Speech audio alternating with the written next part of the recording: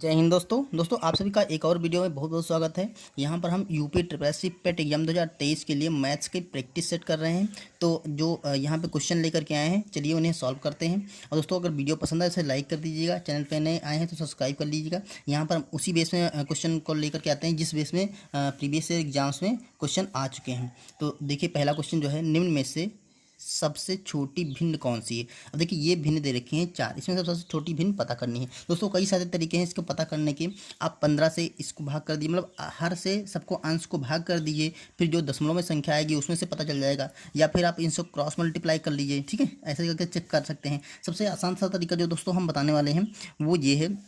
देखिए से 8/15 लिखा है, ठीक है, तो 8/15 को आपको क्या करना है, इसका अंतर देखना है। इसका अंतर कितना आ रहा है, 15। और देखिए 8 और 7 15 होता है ना, तो 7 का अंतर आ रहा है। अब देखिए 7 से इस 8 को भाग करना बहुत ही आसान है। तो एक बार जाएगा 7 एकम 7, ठीक है, एक बच जाएगा, तो एक हम यहाँ पे प्लस लगा देंगे। ठीक है, अब 14/33 है। अब इन दोनों का अंतर निकाल लेते हैं, अंश और हर का अंतर निकाल लेते हैं। तो देखिए 14 दूना 28, 29, 30, 31, 32, 33, यानी 14 और 5 19, ये आएगा 19 का अंतर। ठीक है,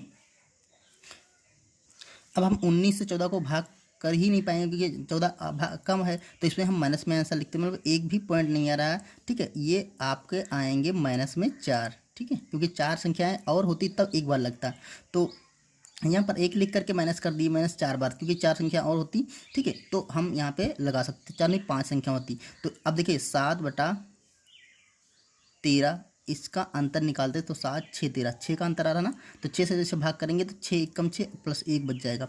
अब यहाँ पर ऐसे ही 11/13, इसमें 2 का अंतर आ रहा है, तो 2 से भाग करेंगे, 2 पंचे 10 और प्लस का 1 आ जाएगा। अब देखिए ये जो ऊपर अंक आए हैं, ये अंक हमें डिसाइड करके बताएंगे कि कौन सी भिन्न छोटी है कौन सी बड़ी है। अब देखिए इसमें माइनस में ही आ रहा है क्योंकि एक बार भी नहीं लगा था। सबसे छोटी भिन्न तो यही हो गई, सबसे छोटी भिन्न ये पूछ रहा था, सबसे छोटी भिन्न ये हो गया। सबसे बड़ी पता करना हो, देखिए यहाँ पे 5 प्लस आए हैं ना, तो ये सबसे बड़ी भिन्न हो गई। क्लियर, तो ये हम आंसर लगा देंगे 14/33। तो आप आंसर इसका बी लगा देंगे 14/33। दोस्तों ऐसे कोई भी आए इस भिन्न टाइप का क्वेश्चन तो आप आसानी से इसे निकाल सकते हैं।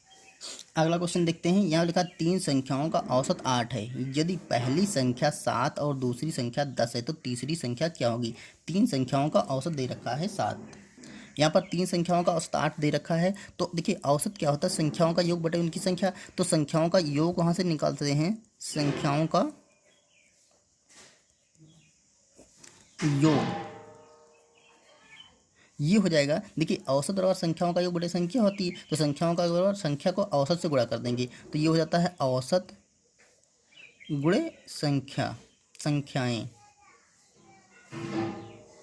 मतलब कितनी संख्याएं हैं जिनका हमें नंबर यहाँ पर पता होना चाहिए। तो ये हो जाएगा, देखिए औसत इनका 8 है और संख्याओं की संख्या 3 है, तो ये 8 त्रिक 24 हो जाएगा। तो जो तीनों संख्याओं का योग होगा वो 24 हो जाएगा। यहाँ पर 3 लिखते, 3 संख्याओं का योग क्या होगा, 24 होगा। अब देखिए उसने कहा है पहली संख्या दूसरी संख्या 7, पहली संख्या 7 है दूसरी संख्या 10 है, तो तीसरी संख्या निकालनी है। तो पहली और दूसरी अगर जोड़ लेंगे फर्स्ट और प्लस सेकेंड, तो ये हो जाएंगी 7, देखिए 7 और प्लस 10, तो ये हो जाएगा 17। तो पहली और दो संख्याओं का योग 17 है, और इसमें 3 संख्याओं का योग मिला है, तो तीसरी संख्या कितनी है, देखिए ये 24 है ना, 24 से अगर हम 17 घटा देंगे तो तीसरी संख्या का मान पता चल जाएगा। देखिए 17 और 3 4 7, ये 7 ही लगभग आ जाएगा। 7 यहाँ पर जो तीसरी संख्या का मान है वो 7 आ जाएगा। ठीक है, तीसरी संख्या भी 7 होगी, तो ऑप्शन नंबर इसमें डी टिक कर देंगे।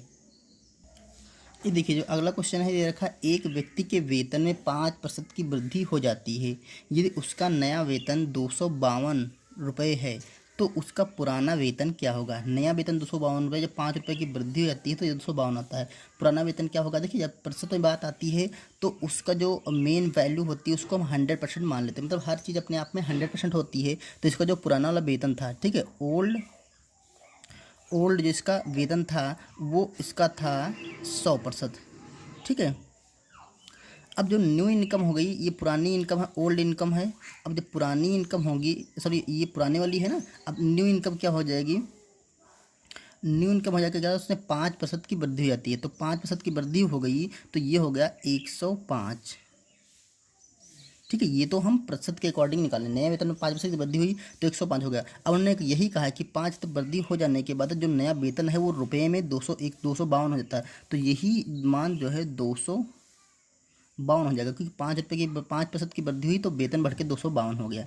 अब यहाँ से हम 100% का मान, देखिए 100% पुराना वाला वेतन था, 105% नया वेतन था, तो यहाँ पर 100% का मान निकाल लेंगे। तो देखिए 100%, 105% का मान 252 दे रखा, तो हम यहाँ से निकालेंगे 1% का मान। 1% बराबर हो जाएगा 252/105। अब हमें 100% का मान निकालना है, तो हम दोनों तरफ 100 से मल्टीप्लाई कर देंगे, यहाँ भी 100 से और यहाँ पर भी 100 से मल्टीप्लाई करेंगे। तो देखिए ये आ जाएगा 100 से, ये आ जाएगा जैसे 100% बराबर 252/105 गुणा 100। अब इसे कैलकुलेट कर लेते हैं। तो देखिए 5 से कटेगा, 5 से इसे काटेंगे तो 5 दूना 10 और 5 एकम 5, ठीक है। इसे 5 से काटेंगे तो ये हो जाएगा आपका 5 दूना 10 और 5 0 0। अब देखिए 21 हो गया। अब 21 से इसे काटेंगे हम, 21 से काटेंगे 7 बार 7 21, और 7 से काटेंगे 7 त्रिक 21, 22 23 24 25, ठीक है। 4 बचेगा, 7 6 42। अब 3 से काटेंगे, 3 दिए 12 बार जाएगा। तो आपका जो आंसर आ गया वो आ गया 12 गुणे 20, 12 गुणा 20। अब इसे लिख सकते हैं 12 दूना 24, यानी कि 240 रुपये। तो जो इसका पुराना वाला वेतन था वो 240 रुपये था, ठीक है। ऑप्शन नंबर देखिए, ऑप्शन नंबर सी मिल रहा है 240 रुपये, ठीक है।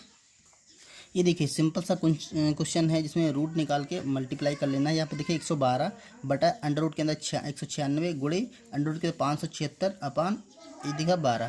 तो ये कैसे लगाएंगे, सिंपल देखिए 112 बटे ये रूट के अंदर 196 है, ये 14 का स्क्वायर होता है, तो यहाँ पर हम 14 बाहर निकाल लेंगे, ठीक है। 14 का स्क्वायर 96 होता है, 14 गुणे 14 196 होता है, तो 14 स्क्वायर बाहर निकल आएगा गुणा।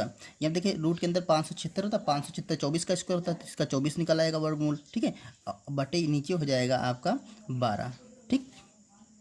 अब इसे कैलकुलेट कर लेंगे। देखिए 12 से काटेंगे, 12 एकम 12, 12 दूना 24, 2 से काटेंगे इसे 2 सत्ती 14, 7 से इसे काट देंगे 7 एकम 7 और 7 एकम 7, 4 11 42 हुआ, 7 6 42। तो ये आपका आ गया सिंपली, देखिए कहीं कुछ नहीं बचा है, सिर्फ 16 बचा, तो यहाँ पर आंसर आपका 16 आ जाएगा, यानी कि ऑप्शन नंबर हम 20 में टिक कर देंगे। ये देखिए इस क्वेश्चन में कह रहा है 7/8 मीटर लंबे तार के 2 टुकड़े हो जाते हैं, इनमें से एक टुकड़ा 1/4 मीटर है, तो दूसरे टुकड़े की लंबाई क्या होगी। ठीक है, जैसे कोई रस्सी थी, ठीक है, ये रस्सी थी, इसके 2 टुकड़े हो गए, एक तो ये पूरी थी 7/8 मीटर, ठीक, इसके 2 टुकड़े हुए, एक टुकड़ा बना 4, इसके 2 टुकड़े हुए, जिसमें से एक टुकड़ा हो गया 1/4, ठीक है, एक कोई 1/4 भाग, ये टुकड़े का मान हमें ज्ञात करना है कि ये टुकड़ा कितना बड़ा होगा।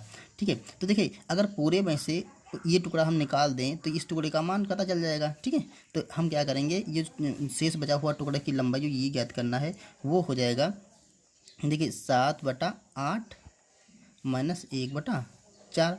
अब इसे कैलकुलेट कर लेते हैं। देखिए इसके हर तो बराबर है नहीं, तो हर को बराबर करने के लिए इनका एलसीएम ले लेंगे। एलसीएम इनका आएगा 7 और 8 का 8 एलसीएम, सॉरी 4 और 8 का 8 एलसीएम आ जाएगा, तो यहाँ पर 7 और माइनस 1। अब देखिए 1 के नीचे 4 है ना, तो 4 से 8 को भाग करेंगे, 4 दूना 8, तो इसको हम 2 से गुणा कर लेंगे, तो ये आएगा आपका 7 माइनस 2/8, ये आ जाएगा 7 से 2 जाएगा, तो आपका 5/8 इतने मीटर आ जाएगी। 2 सेकंड टुकड़े है उसकी लंबाई। ठीक है, तो ऑप्शन देखिए, ऑप्शन आपका 5/8 मीटर, यानी कि 5/8, देखिए ऑप्शन नंबर 1 ही सही हो रहा है। क्लियर। तो दोस्तों ऐसा क्वेश्चन कभी भी आए तो आपको क्या करना है, दो चीज़ें दे रखी हो, उसमें एक का मान दे रखा हो, जैसे कुछ 2 चीज़ों का योग या योग दे रखा हो, और उसके बाद एक चीज़ का मान दे दे तो दूसरे का मान पता करना हो, तो आपको सिंपली घटा देना है। यहाँ पर देखिए क्वेश्चन दे रखा है, वह छोटी से छोटी संख्या कौन सी है जो 480 से गुणा किया जाने पर पूर्ण वर्ग हो जाए। ठीक है, वो संख्या ज्ञात करनी जिसको 480 से गुणा करें तो पूर्ण हो जाए। तो देखिए हमें क्या करना है, इस संख्या के फैक्टर करना है, क्योंकि ये संख्या पूर्ण वर्ग नहीं है। पूर्ण अगर होती तो इसको गुणा करने की जरूरत नहीं थी। ठीक है, अब इसमें इसके पूर्ण वर्ग बनाने के लिए इसके पहले करेंगे फैक्टर। तो हम इसके फैक्टर करते हैं, 480 को काटना शुरू करते हैं। देखिए 2 से कटेगा, 2 दूना 4, 2 चौके 8, 0, फिर 2 से काटेंगे, 2 एकम 2, 2 दूना 4, 0, फिर 2 से काटेंगे तो ये 6 बार जाएगा, फिर 2 से काटेंगे तो ये 30 बार हो जाएगा, और फिर 2 से काटेंगे तो ये 15 आएगा, फिर 3 से काटेंगे 3 5 बार जाएगा, तो 5 से काटेंगे 1 बार आएगा। देखिए इसके जो फैक्टर हो गए 480 के फैक्टर हुए वो 2 गुणा 2, 2